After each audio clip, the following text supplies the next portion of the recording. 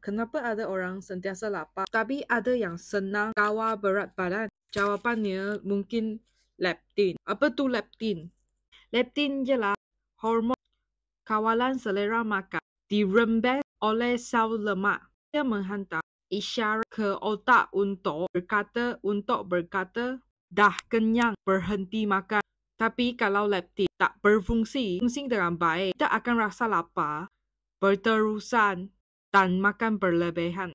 Ramai orang obes sebenarnya ada tahap leptin yang tinggi, tapi otak mereka tak dapat isyarat yang betul.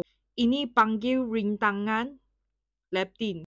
Puncanya terlalu banyak makanan terproses, ataupun kurang tidur, atau lagi tekanan berlebihan. Apa cara tingkatan sensitif leptin? Itu ialah berita baik. Kita boleh baiki kepekaan dan yang first, makan makanan semula jadi, tinggi protein dan tidur cukup, kurangkan tekanan, bersenam untuk keseimbangan hormon. Jangan lupa follow untuk lebih banyak tips kesihatan.